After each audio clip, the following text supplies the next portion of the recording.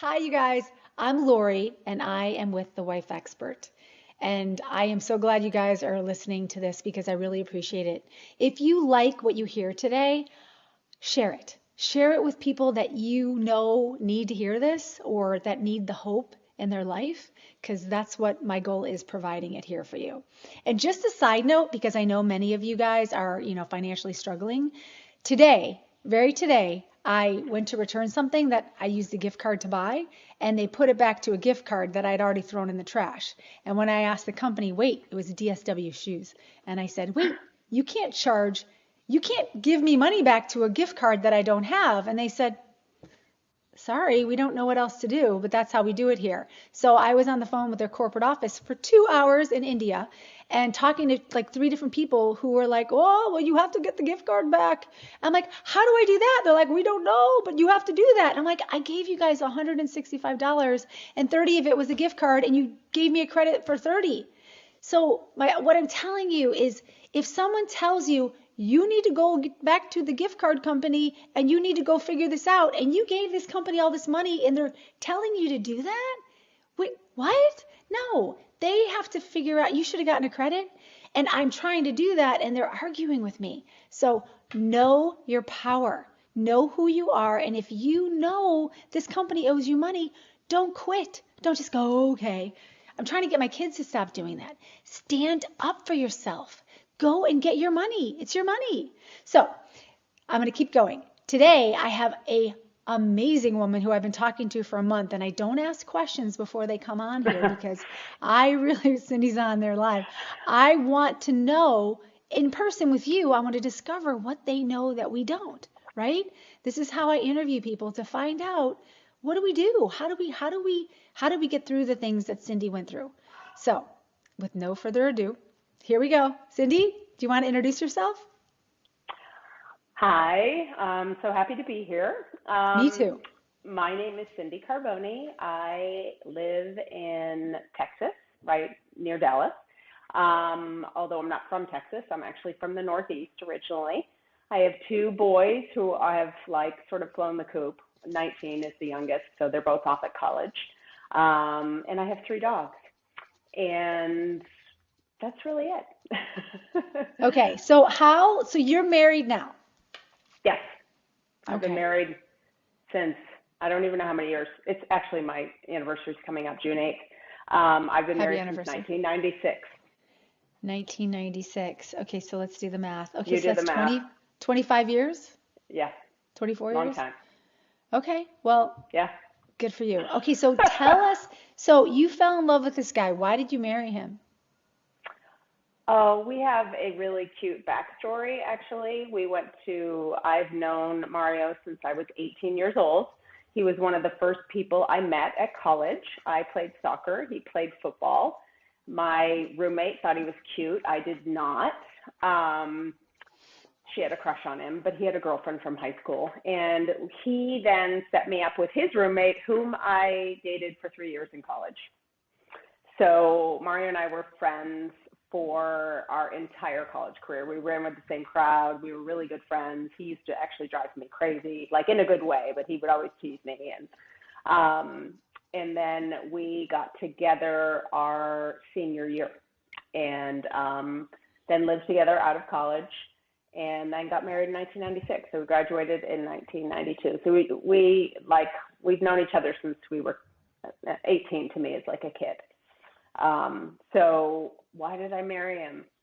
Well, I mean, he was somebody who was, I don't necessarily think this is for me. It was ideal. The fact that we were friends for years first, and we also, I think, had this unique perspective on each other in that we saw each other through other relationships. All through college, and how we behaved, both of us, all through college. You know what I mean? Like, I know Yeah. all of his ex-girlfriends, and he knows all of mine, including my high school boyfriend, because like he came up for, a week or something, and plus we always go back to my hometown and bump into him. So we have this, I'm not sure many people can say that they, like really know the people that they're spouse has been with in the past, which is nice because I think people tend to sometimes like glorify those relationships, and we kind of like, there's no fear, there's no threat. And I'm Facebook friends with his ex-girlfriends. I mean, like, because I knew them, and I Yeah. liked them. They're good people. So yeah, so we have that kind of unique relationship. And we got married in '96, and we both worked for years, and then had our first kid in 2000. So 2000 and 2003, we had two boys. So Um, things were probably great. yeah, yeah, we have all common friends. Um, you know, he was everything that I wanted in a person. Like, Yeah, and what like I was said, that? and I knew him. Um, well, I would say his number one thing is he made me laugh. But he That's a was good one. just a good, yeah, he just was a good guy. You know, he was a good, solid, responsible, fun, nice guy. But you know what? I would say probably what I recognized in him more than anything was, um, you know, I'm from a small town, which now moving to Texas, I realize that, you know, small towns are small towns, no matter where they are. You know, if you don't leave your town, you know, that's a small town. But in the Northeast, small town is like seriously small town, especially when there's a lot of history and all of that. And so I was from a town that I loved. I still idealize it. It is the most idyllic place in the entire world. And What is if it? it's called Marblehead, Massachusetts. It's Ooh, if you don't okay. if you have a chance to go there, it literally it's like windy roads and it's literally a peninsula. It's it's idyllic. I can't call it anything but that. And I would have happily gone back there, happily. My brother lives there now, and you know, my dad still lives there, and I would have happily like gone back and lived that life. Mario never would have let me do that. He never would have let me do that, Why? and I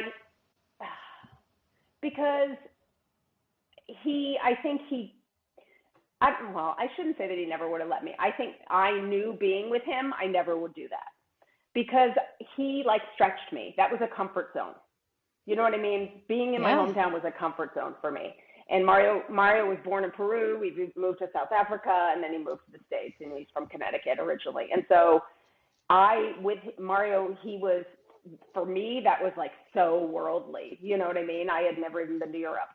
And, you know, he showed me things, and he stretched me in those types of ways that I really, like if you had told me that I would move to Texas, even like I've been here now since 2007. If you had told me even in 2005 that I was going to move to Texas, I would have bet my kids' lives that wouldn't be true. Um, so, you know, I don't know. I sometimes think if, you know, not that it would be bad because it's such a great town, but like I'm glad that I do other things and I got out and I got to experience other places to live. So, So okay, um, so when did things start shifting for you in your when we had marriage? kids, when we had kids, Okay. which I Right think happened. away, or was it how many? Okay, yeah. How many Yeah. years So, in? I would say with the second. Okay. Um, Did you have uh, depression after you gave birth? No, I've never had issues with depression, anxiety. I had worked full time and I loved what I did, and I stopped working. And Okay. that was a choice that I made. And God, I was lucky that I could do that. Mm-hmm. I'm not, you know, I recognize that's a complete privilege to be able to do that. Um, but you know, like I said, I'm 52 years old, and you know, and there's still issues with like the working mom or the stay-at-home mom, and like I didn't know my personality. I felt like I couldn't do either one really well if I was trying to do both. And so I stayed home, but I think that I had a hard time staying home. I think that I had loved my job and I had loved what I did, and I felt like motherhood was kind of a thankless job, you know, and then at the same time, he was getting busier and busier because that's what happens in your 30s, you know, you like kind of find your career and then you start like, you know, earning and really kind of doing what you do. And so that started happening to him. So he wasn't around as much. And I felt like all of it kind of fell on me. So My person, so what did you do before you had kids? What was your job career? I worked in human resources at what was then Coopers and Lybrand, which then turned into PricewaterhouseCoopers. So one of the Ooh, good public job. accounting firms. Yes. Great. And Yeah. what kind of work was he in? He's a civil engineer by Okay. schooling, but he worked for like first Turner Construction, and then he worked for like a small wastewater. They built water tanks all over the country, really all over the world. So that's what he was doing after Turner. So in his 30s. So when we So had kids. did you quit? Like, did you stop working like right away, or was it Yeah. like slow? And that must have been a tough transition. It was. I mean, you're so busy that you don't Yeah. really notice it that much. I mean, and I think at first I was fine with it. My first was such a bad sleeper, and actually he still is. Um, and it just was hard. I was not used to, and I'm somebody who's super productive and super, check things off my list, write in black and check off in red, and kind of a perfectionist. And I know, and I talk about this a lot in my book, I know that played a part in my relationship and also my, being a mom. And How so? Can you describe that? when I look back, I honestly feel sad. Like I feel like I wasn't a fun mom. You know what I mean? Because everything was about sort of the chores, and getting things done and being, having dinner on the table and having all the laundry done, and God forbid there be a mess, and that was on me. That wasn't anything he ever said or did. It was me. That's how I operate. Hmm. And when you have little kids, that can be really hard, and, I look back now and I'm just like, God, like I wish I, jumped in the mud with my kids more often and, did stuff like that.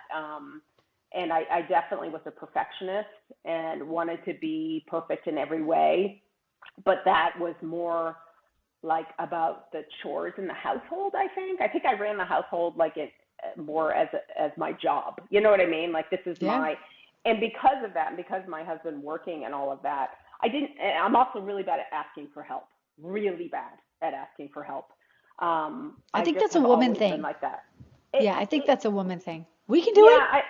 yeah, we can do it, and I'll prove that I can do it. And especially if you have asked for help and then don't get it, you're going to even be more like that. So, I mean, there was a lot that went into it, and I don't think it's unusual that people start having, problems right when the kids come Hmm. around, especially the second, maybe third ones. But I only have two, and the second one came around like 3 years later, and then we renovated a house, and we were our own we had a lot going on. And then my parents got divorced after 37 years of marriage, and his sister got divorced after 17 years of marriage, literally in the same week.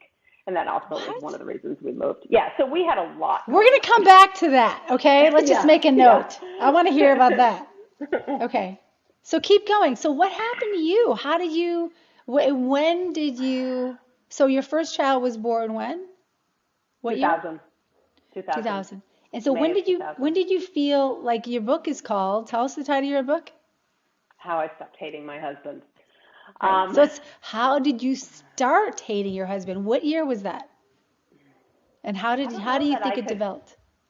Well, I know it developed over a number of things. It developed because of resentment. It developed because of me not asking for help or not demanding it. Maybe I'm not going to say that he was somebody who, even if I had, he had a lot of stresses on him too. And I know that this happens in relationships where he made me feel as if he didn't have much bandwidth for more. Um, that being said, we had friends, mutual friends that were college, had dated since college as well, that we would spend time with. And I remember looking at them and thinking, he travels all the time, and she was staying at home, and she had quit her job just like, and he helped her all the time. And we would go away, and he would like pack the diaper bag, and I'd think to myself, Mario wouldn't even know what to put in the diaper bag. You know what I mean? Mm-hmm. So it's a combination of me not insisting or demanding or not feeling like I could demand it because I recognized he was working really hard. there's all those factors that go in. It's like, it's not just all one thing. And then also, me then getting mad about it and resenting it, even though I didn't really make a big deal out of it. I kept a lot of it inside. I was really kind of I was kind of a martyr in my own head. Like, I just sucked it up and dealt with it. So when did the hate happen? I don't know. We moved to Texas in 2007. So my oldest was 7. And it's funny, we have friends that we've been friends with since we moved here. And after I wrote the book and things really changed between my husband and I, he said to Mario and I one night, we were all out, and he said, when I first met you guys, like after we hung out a couple of times or whatever, I said to my wife, they're not going to last. And why? Yeah, Why did he say that? Did he say why? because he could tell I didn't like him. Like, I'm not good at hiding stuff. Like, I'm not an actress by any stretch of imagination. Like, I probably had some like passive aggression or something, just like making comments or whatever. Like, I didn't hide it well. And so he said that. And I thought, I wasn't surprised that he said that, actually. So probably started happening more and more when we moved here, but that's ironic because that's when the kids like started being in school. And so, the load lightens a little bit when your kids are at school every day. Mm-hmm. But I think I just had so much resentment built up that I then, in my book, I talk about it, it became indifference. Yeah, it wasn't like it was like that. It's like it starts with hate, and that's almost the better part, because once it goes past hate and goes to indifference, that's more dangerous. That's the real problem, because Why? You don't really care anymore about anything. You don't feel anything. Okay. And that's really, I feel like, what I felt, that I didn't feel anything. And I'm not talking even about him. I mean, in all ways, it's like, because I learned over time that you can't cut off one emotion without cutting off all of them. You can't cut off anger or frustration or resentment without also cutting off love and joy and fun and all of that. And I just got to a point where, well, we both kind of got to a point where we just realized we were in kind of a danger zone of divorce, and neither of us were happy. And but he really wanted to stay married, and I didn't know. I mean, I kind of knew I didn't want to get divorced, but I also didn't know how to fix it. I didn't know if I could come back from where I was. I felt like I was so far gone, And what year was that? Do you remember? I'd love to have a timeline. We moved here in 2007. How old was I? It was probably 2012-ish. 2013, okay. So like 5 years in. And it just, you get to a point where it's so stagnant, and it's so, I don't know, it like festers. That's the only way I can describe it. And I'm not stupid. Like, I'm fairly self-aware. I didn't want to be like that. Like, I didn't want to feel the way that I was feeling. But ultimately, it wasn't until like he sort of gave me an ultimatum. Like, what did he say? I'm just curious. Well, he was like, if you want to get divorced, then go, leave, and do it now. But if you don't, or if you don't know, then you need to stay and fix it. You need to do something about it. And so it was like just that. You can't sit here and do nothing anymore, because this is just getting worse and worse. And did that push you into something because he said that to you? It did. Where did you push to? Well, I thought a lot for a while. Like, I didn't leave. And he would never, like, that's what's funny is, like, you see so many different scenarios with people where people kick them out. You leave until you figure it out, or he wouldn't let me, because and he's not even that insightful. But wait, what do you mean he wouldn't let you? meaning he was like, either you're staying and you're working on this or you're not, because if you leave, you're not going to be working on this. Okay. And that resonated with me. I'm not saying it would resonate with everybody. I don't know. But like, he obviously knew enough that I hadn't left. You know what I mean? Like, and I didn't come to him and say, I'm leaving, but I told him how I felt. And I told him I didn't love him anymore. And I told him, you know, all of that. And, you know, and he was, you know, but he knew, I guess he knew enough, or I knew enough, that I didn't really want to get divorced. And you know, my parents' divorce played a huge role in, I think, that decision as well. Mm-hmm.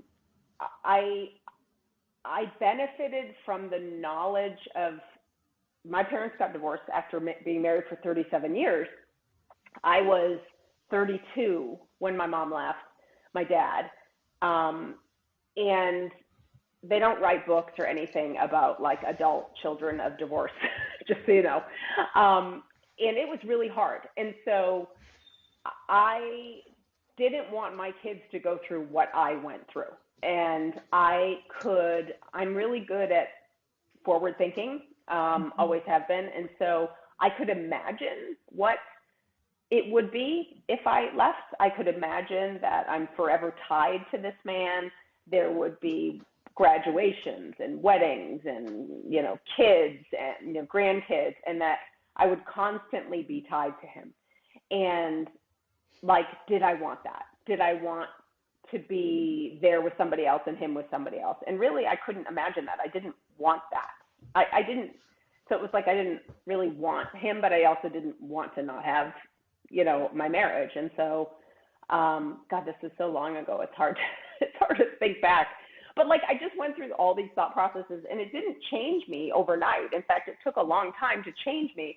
But it was just finally making a decision that I'm going to stop being in limbo, and I'm going to actually be intentional about trying to make change.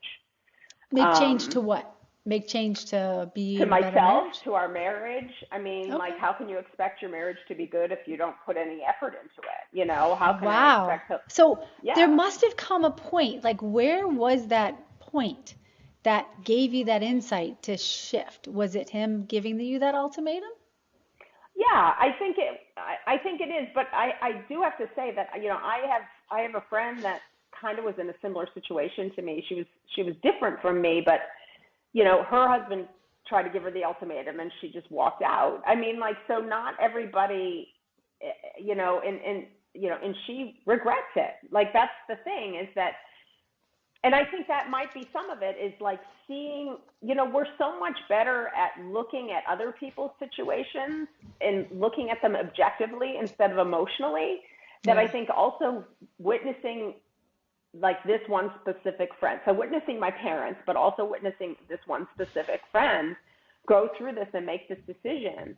Tell me about your friend. Do you mind? We're going to segue off while we're here. Tell me, you said your friend left and she regrets that now. Can you tell me a little bit like why she left? Same it's thing? such a long story. I mean, she has a very religious background. They were married very young. She, as a result, didn't have a lot of experience with anything having to do with love. I mean, she knew this guy since she was in high school, and you know, and she just kind of cracked. I mean, she cracked. That's the only thing I can say. And I'm also worried because she would probably watch this. And she won't watch this. She'll never see it. It won't. It won't. Okay. You're not. I'm not putting it on your people. It's only my people. Okay. And they don't talk. Yeah. So, I mean, I actually kind of reference her even in my book a little bit, but like, she just went down a really bad path. But I think that her bad path actually illuminated mine. I think that I watched her and I thought, I don't want to do that or be that. Oh, and okay. Yeah. And wow. so I guess imagine it like you're witnessing something, because here's the thing. Her husband was similar to Mario. Like, he was the same type of guy, just a good guy. And I knew that they had been best friends. I mean, they had had a great relationship, and it was so similar. Like, minus that I grew up in religion, but not, she was Mormon. So very different, just more strict, you know what I mean? And just witnessing her, I looked at her and I thought, she should not leave. She's stupid to leave. Why? What made you think that? Because they were good together and he was a good guy, and I could fairly assess what was going on with their relationship, and I thought that they could fix it. Yeah. What do you think was happening? We don't need to know her, but what was it? Like, what was she struggling with, you think? I think that it's hard to say. It is, but it isn't. I think when the way that she grew up, there was a lot of shame around sex. And I think that affected their relationship. And so I think that they were best friends, but I'm not sure they had that real spark and passion because of, not because they weren't attracted to each other, but because there was so much shame around that, if that makes sense. Yeah, I see that all the time. Yeah. Yeah. And so I think that had a big, big impact on them. And he was willing to do anything, bend over backwards, do backflips.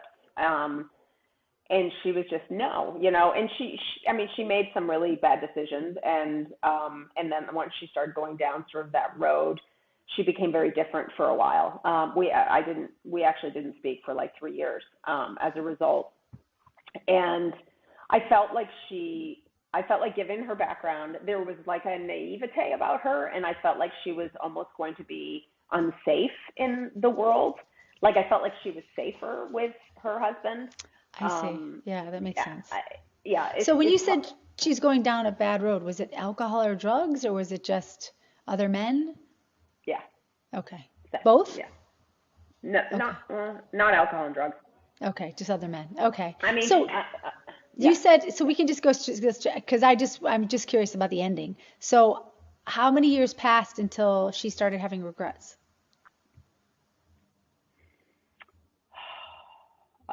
Probably 4. Okay. He got married almost right away. Oh, he did? To someone else? Yeah, some young person who had, which is sad. That's sad. That's so sad.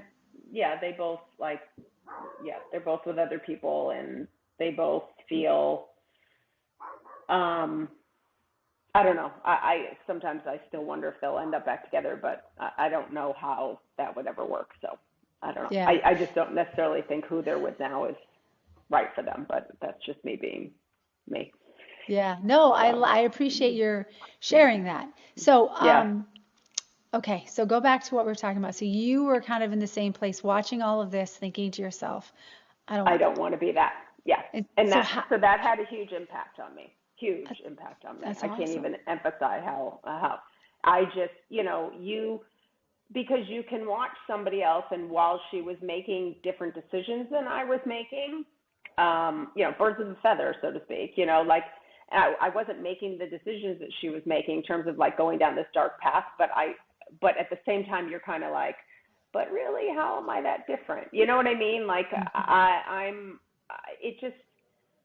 just saw the path, and I was like, I don't want to do that. And then, like I said, and then dealing with my parents and knowing I didn't want my kids to go through that. And also one of the sort of thoughts I had was, if who do I want to be with if not Mario? Like, what would I look for in a guy? And when I kind of like thought that through, it was someone just like Mario. Like, it was like, okay, so let's just fix this rather than like me going out and trying to find somebody, that has all of his character traits, but then I just like don't hate it or whatever. You know what I mean? Like, and I knew the hate was from resentment. I knew it wasn't that I hated who he was, because I had once been madly in love with him, So for me, it was like, okay, like, what is love, and how do you, and I learned that you don't really get it back. You have to create it again. It's not like something you find, and it totally changed how I saw what love is. It's like falling in love. It's like, no, that's too not intentional, like we don't really just fall in love. Like even at the beginning stages when it's all like the chemicals and everything, there's a lot of intention behind it, you know, like we all know what it's like when you're first in a relationship, you're writing each other love notes, you're constantly together, you like can't stop thinking about the person. There's so much investment. And then you expect there to be this great relationship when you stop investing. And so I just realized that it was, you know, I needed to invest again. I needed to, in that in and of itself, like one of the funny things that happened was Mario said to me a couple like days into sort of our, you know, he's like, we're going to go to therapy, all this stuff. He made some like rules that we had. And one of the things he said is, I don't want you to tell me you love me. Like, don't lie to me. Don't tell me you love me until you love me. And I was like, fine, like, just assume, not pretend, you know? Yeah. And I was fine with it. And then the next day he woke up and he said, no, I want you to tell me you love me every day. And I was like, okay, so you want me to lie to you? Like, I don't understand. And he goes, no, I just want you to tell me that you love me every day. And so I was like, Oh my God. okay, but here's what's funny. Now, you can say manifestation, you can say all that. I would change that now. But really what I figured after a while, this is all in hindsight. I didn't know at the time. I was just going through the motions at the time. Just trust me. That's why I'm talking to you now. Yeah, I'm like, but in hindsight, what saying I love you to him every day was me giving him something that he wanted when I had for so long been so resentful and shut off to him. And so that in and of itself was an act of love, you know, and that's what it was. It was me giving him something that I hadn't given him. Even if I didn't mean it, I was doing it for him. And I had not done anything like that for him in so long. And he really hadn't asked me either. And so, you know, I think in my book, I might have said something about like fake it till you make it or whatever. And I don't, you know, there's a lot of things I would probably change about my book now, but that's what it was. It was ultimately not faking it till I made it. It was doing something for him, like just because he wanted it and needed it. So do you feel saying those words to him every day caused you to feel it? Definitely not right away. And I would say that over time. Yes, like over time, because it became more and more. So it wasn't necessarily the words anymore. It was just there were more things that I would do to invest in the relationship. Okay. And two things had to happen. I mean, a lot of things had to happen, but one thing that had to happen was I had to get all sort of the burning resentment out of me. That had to like fizzle out over time. How do you do that? How do you get rid of resentment?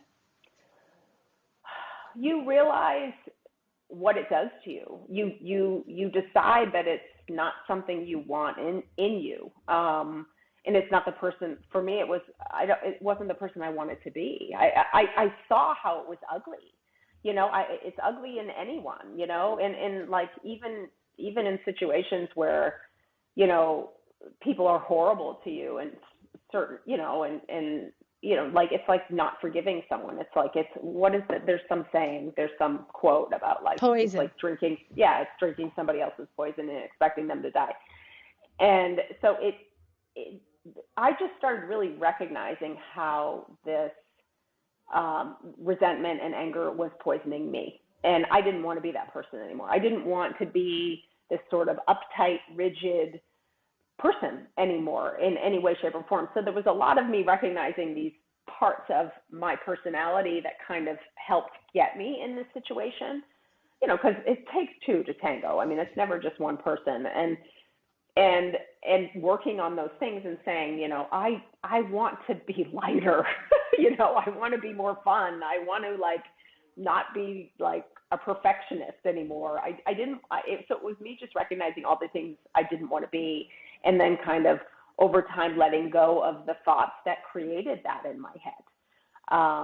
And then just investing in my relationship. And it really took, you know, I had one moment, like 8 months, it was 8 months into it, where I was sitting on the couch with him, and it was a really profound moment, yet it is not a profound story, where it was like the first time in a long time that I'm sitting right next to him, and like I felt content.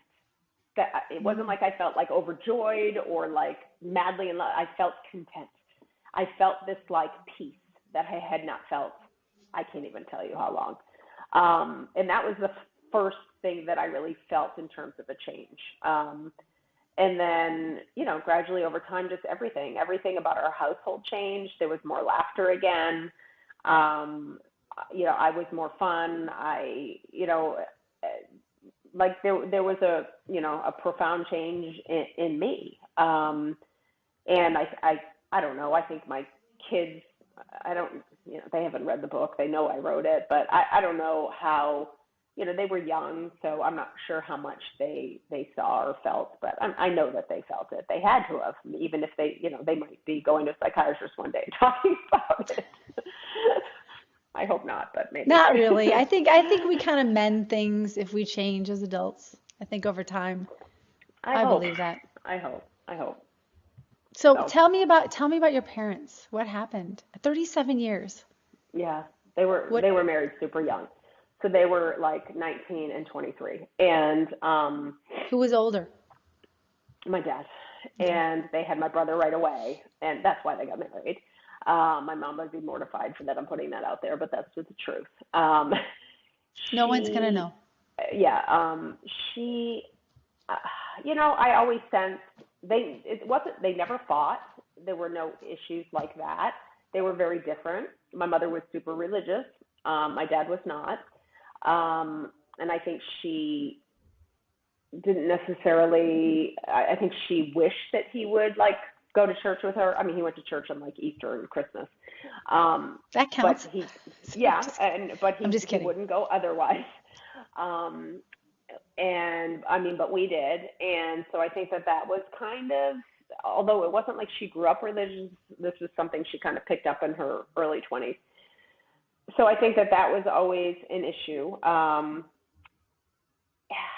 And they were just married young, but I don't know, but she left.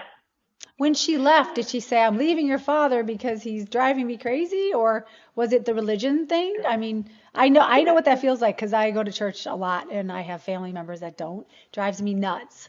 And I get that. But is there anything else? No, she never said anything about, like, she never really yelled at him for not going to church. So my older brother's 3 years older than me, and then my younger brother's 8 years younger than me. So he was like a baby, you know, and it kind of happened after she was around my age now. So she was in her like 50s, and my younger brother had like, you know, he had finished college, and like, so she's now just with my dad.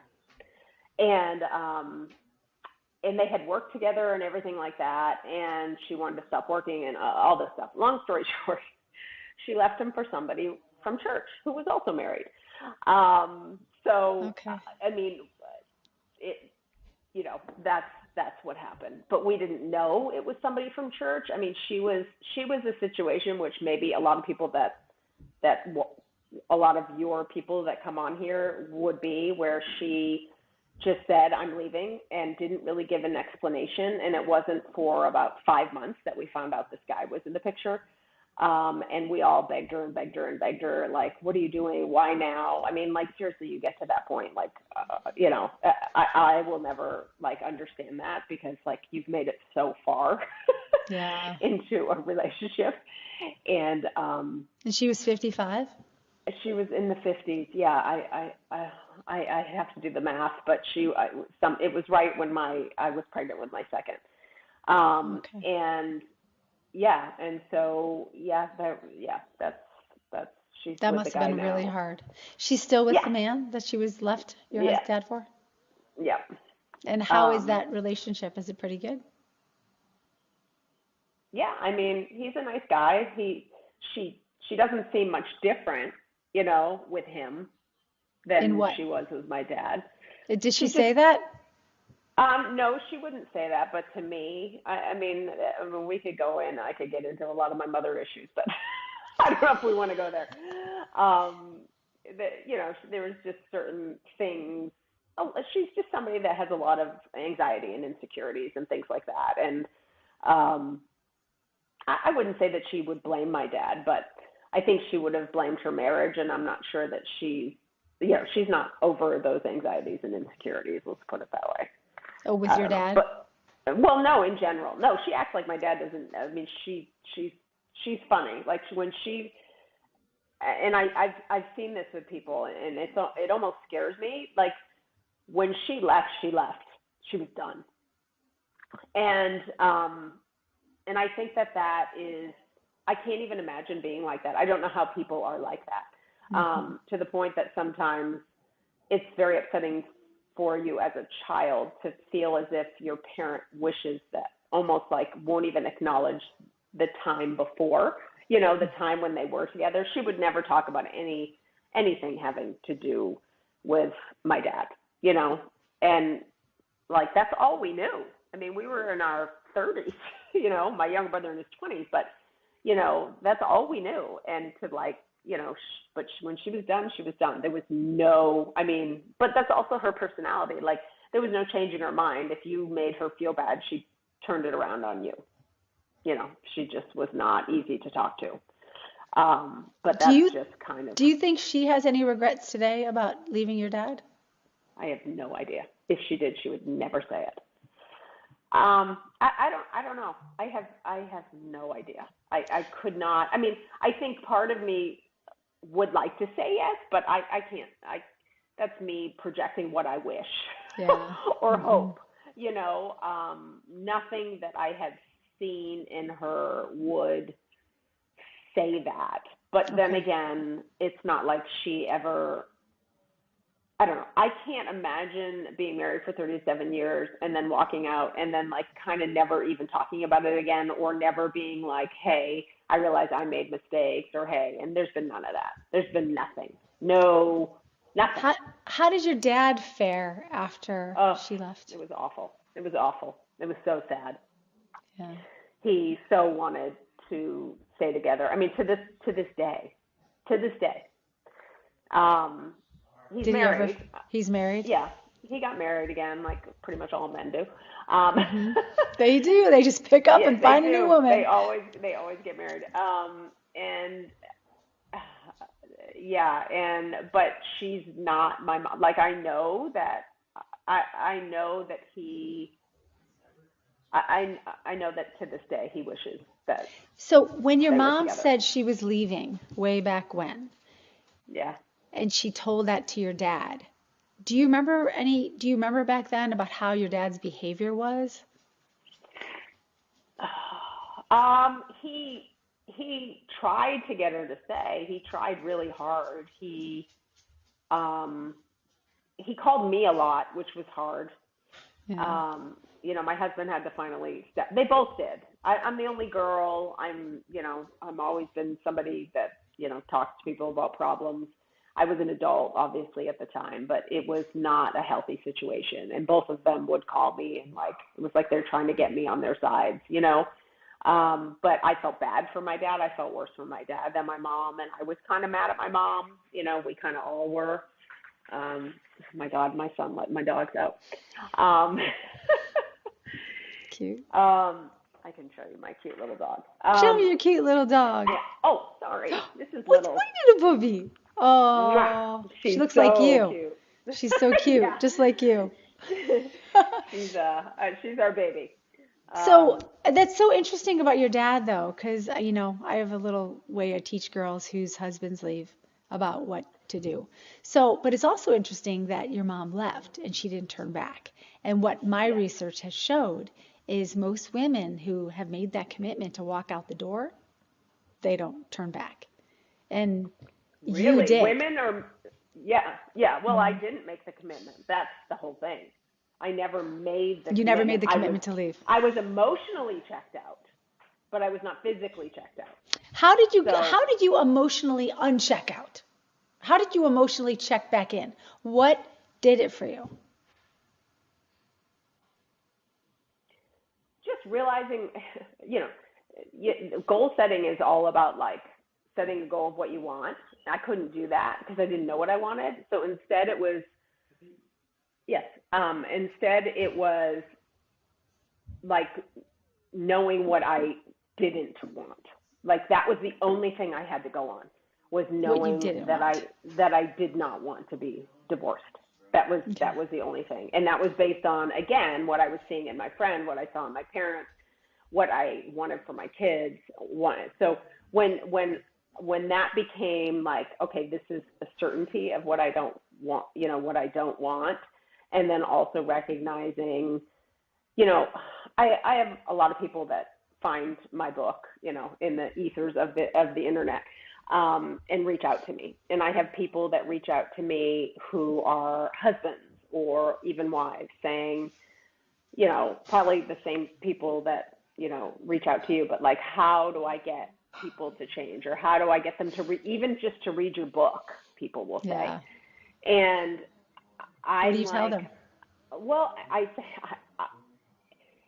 for me, it was that I was willing to talk about it and I was open. Like if I were to say, of the two people that made the biggest impact on me, my own mother and then my friend, they were not open to talking. It was like they made the decision and, they were going to stand by it and they were going to leave.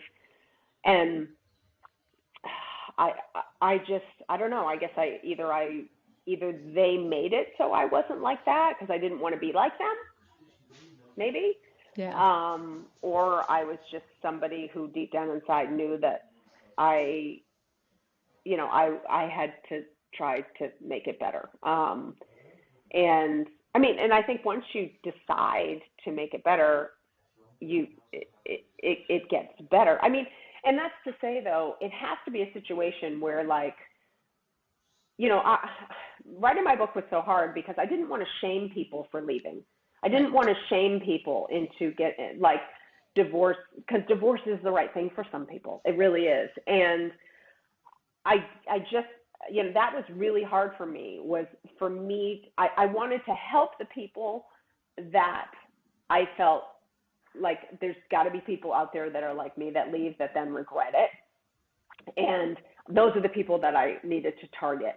Yet I didn't know exactly how to target. So the best way I could do to target that, to find that, was to explain. A lot of people that I've talked to that got divorces, like, I knew when I got married that I shouldn't have married him. I hear people say that a lot. Like, I knew walking down the aisle, but I couldn't stop it or whatever. And I wasn't like that, and so, there were a couple things that I said, okay, well, were you once madly in love? Yes. A big thing to me is to, like, ask your friends and family that know you really well whether or not they think that you should leave or stay. In other words, like, if I had gone to anyone in my family, anyone in my background, Mario and I had been together for so long, and said, I'm thinking about leaving, Mario, what do you think? I think all of them would have been like, you're effing nuts. I think they would have said that, because they know he was a good guy. They know we were once good together, and that's it. Now, we all know friends that if they came to us and said that, we'd probably be like, yeah, go. Say goodbye. Yes. Yeah. But we also have friends and family that we would never say that. And so thinking and being able to, emotions do crazy things to us. Yeah. They really are. And I think I was also one of those people that was good at stepping outside of my emotions. And in some ways that was, what caused all the resentment and me getting to a place of indifference. And then in other ways later on, it helped me to sort of be more objective, to be able to step outside of how I was feeling and look in and imagine, what would I say to her? What advice would I give to her? So I think it was that ability to kind of, really just to step out of emotions. It's like not everyone, but most people have been in a really unhealthy relationship at one point in their lives. Okay. Mine was my college boyfriend. And, I can look back on that and be like, God, I was stupid. I can't believe I wasted all those years on it. But when you're in it, even if you know it, see, I knew it even when I was in it. But when you're in it, you're so tied into the emotions. It's so hard to break free of it. And so that's kind of what I looked at it like. I had had that experience too, going, okay, Cindy, just forget about the emotions and just be logical right now. Just be like a rational human being and pull yourself outside of those and look at this in a different way. And that's really helped me decide, you know. I think you also have to be really aware of what does divorce really look like, especially at certain ages. You know, are really the pickings are pretty slim out there. You know, also, you know, for people that like have affairs and stuff like that, like those feelings are going to fade too, and you're going to be right back where you are. And you know what I mean? Like that stuff just is at the beginning, and then it's like real life, and then your life is going to be even harder because you're dealing with like two separate families and all these different kids. And you know, I see that with my mom. You know, I see that with her husband. He has two kids and grandkids, and you know, and you're never like one cohesive unit anymore. You're this like branches out of things, and complications, you know, and baggage. And Lots of baggage. Yeah. Yeah. And so you have to really, and again, for some people that works, that these were all the things that went through my head. And then I was able to, you know, say, okay, I know I don't want that, so I got to fix it, you know. And So what made that's you write a book? Like, how did you go, I'm going to write a book? it. I wrote a blog, and I have no idea why I wrote it. I think What I was it just called? needed How I Stopped Hating My Husband. Is that So what I the wrote blog the was called? blog. Yeah, I wrote the blog first. I forget what year it was. And I put it out on Facebook, and oh my God, it blew up. It blew up. And I got Were so much you writing feedback. about all the things? Oh, wait. So were you writing about why you hated your husband or how you turned it around and liked him again on your Kind blog? of What both. was, Like the okay. blog wasn't too long, but it kind of was like there was one part which I haven't gone into with you, but where like I really emotionally disconnected, and I'm not sure I could have mentally dropped this out of my mind, but like when you said like when did the hating start, and now I know, now I remember. There was a lot of resentment, and what happened is when my youngest was one, my husband had gone away on a golf trip, which he goes on every year in May. And I went away with a friend and the two kids. And we went to the Dominican Republic. And Andrew, my little one, at the time was one. And he like got a stomach bug. Like the second we got there, like he must have had it before we even left. And I didn't speak the language, all this stuff. And I was like, he would start just throwing up. And I was like, we need to get home. And so, I mean, it's such a long story, but like within 24 hours, we were like on a plane. And my husband helped because he speaks Spanish, and he helped, and he like got us on a plane. We got back to the States within like, I don't know, a day and a half.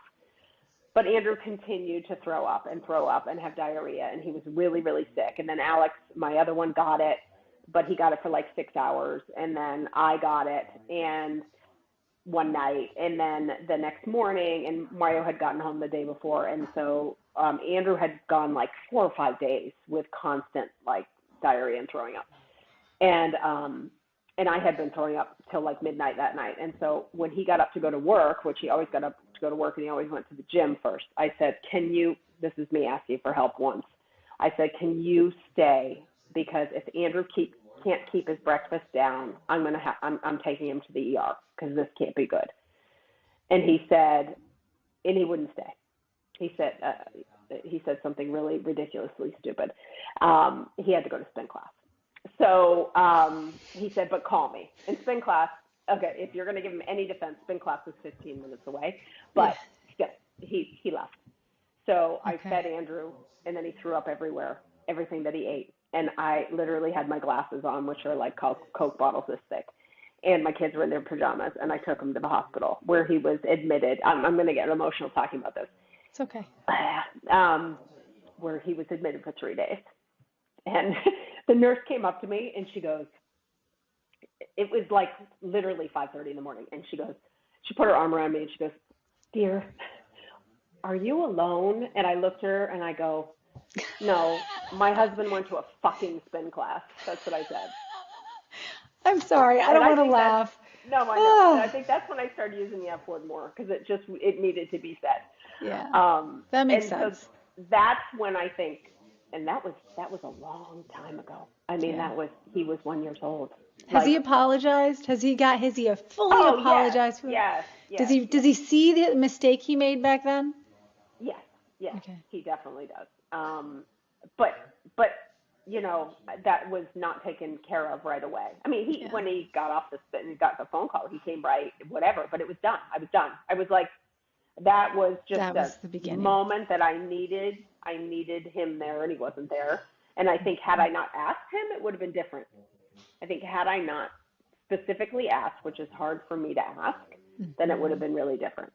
Um, but it was that combination of factors. And then I just instead of like seeing it head on and being like, okay, we need help or we whatever, I just like buried myself. Yeah, Um, and then that I just get it. festered and festered and festered for years. So I had to learn to forgive that too, and we all grow up, and we all make mistakes, and we all screw up. So, I was able to. The fact that wasn't like first and foremost in my head when you and I were talking is probably a good thing. I had to find that again. I had to see him walk through not my husband, but my now 19-year-old walking through the door So listen, to remember. when we hang up, you're gonna forget this. You're gonna forget all these Yeah, memories no, I'm again gonna because go they're gonna punch just him. go Yeah. out the butt. Okay, so let's go Yeah. back to your book. Can you pull it off the shelf behind you, please? Okay. So tell us really quickly why everyone should buy this book. Oh God. Um, it's a really, really quick read. Like you can read it in 3 hours. I love that. Um, I think it's hopeful. Can I promise you that you can get a husband or a wife that's saying they're leaving you to read it? No, I can't. I can't. I mean, Do you I think can if just. they did, it would help? Because it It really gives might, them because insight? everything I just told you, I have in this book. Okay. Everything I just told you, my thought processes, all of that stuff, Okay. um, is in So here. one more question that you said. You said that because I love that you use that word, I invested back into my marriage. Because we invest in money in the bank easily, Yeah. and we Yeah. invest in time for our job, we invest in our Yep. kids. What changes did you make to start investing in your husband, like specifically that you go? Because one of the things that he asks is saying, I love you, which I think is Yep. wonderful. That was Is there, investment. is there It was anything really else? stupid, simple things, sitting right next to each other on the couch Yeah. instead of on the other sides. Um, starting doing more sort of traditions again, whether it's, like tonight, pizza night, we've always had pizza night. And it wasn't as if we stopped those things. Those things kind of happened, but being just more present in them. Yeah. When you're angry and resentful, that's always sort of this cloud over you. And so just behaving and acting and living without that cloud, or recognizing that you don't want that cloud to be there, and so being intentional about like pushing it aside and recognizing when it comes in and pushing it back out again Yeah. is part of it too. But it's just simple stuff, and if you have the ability to like travel or just do date nights or get out just the two of you, things like that. Also doing things with friends. I mean, I would say that's another huge thing that kept us together that I thought about, is that we had such a great history. We have a history of friendships. We have since we were 18 years old, we've had the same friends and the same sort of path in our families, and not wanting to because you divorce that too, Yeah. You do. and so I think that played a huge role. And you're never going to have that history with someone else, like no matter who it is, you're never going to have that history. And I really valued that history when it came right down to it, when I really, really thought of it. That's excellent. So, That is yeah. excellent. Okay, hold on. Do I have any more questions for you? I love this. You're amazing. Um, Oh, thanks. and I mean, you're hitting on a lot of notes that these men say, from the resentment that I can't change. I will never get over this. It's like, of course you will. You just have to want That's to.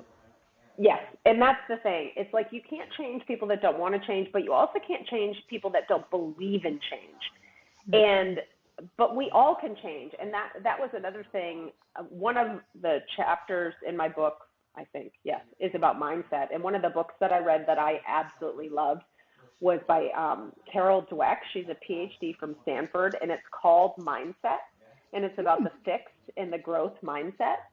And I loved that book. And it just really, if you think about it, it's so common for so many of us to talk about, oh, this is just the, even me saying anything like, oh, I was a perfectionist, I was type A, I was whatever.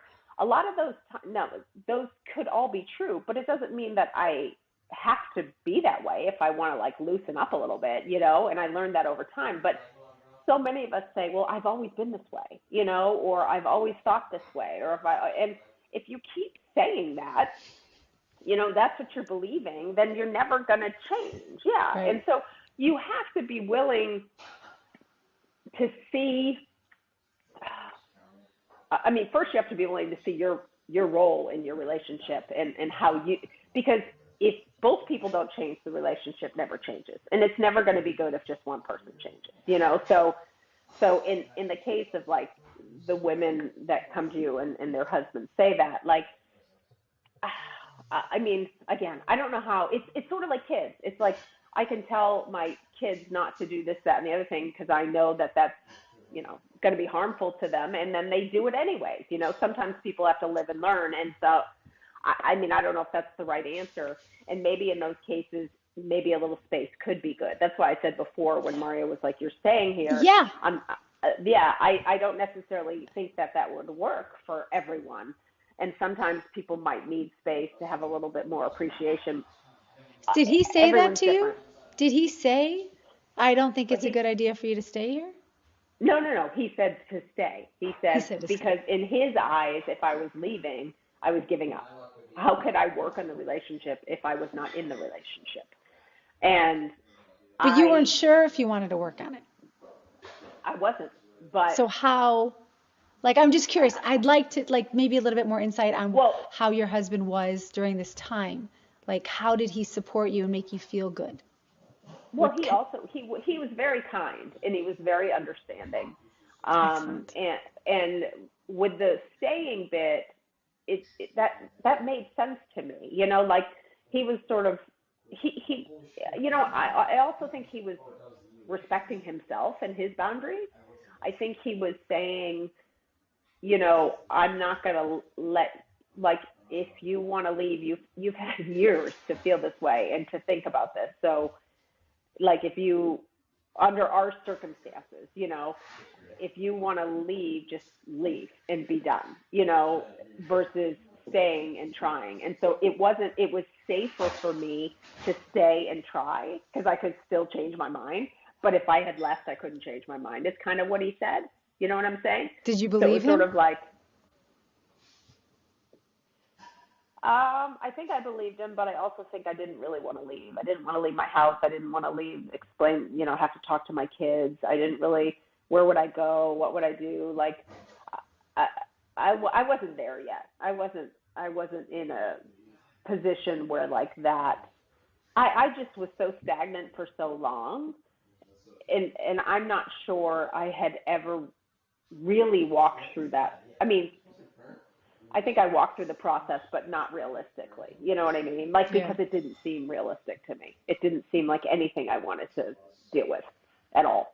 It just was way too much. But I had to do something. And so the something I chose was to try to make it work.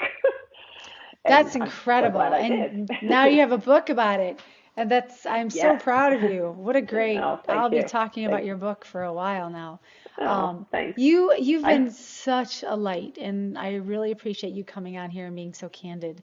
Is there any other words that you want to share? Or if any of my listeners want to get in touch with you, what's the best way that they could do that? Well, I still have a website, which that blog is on. It's just cindycarboni.com.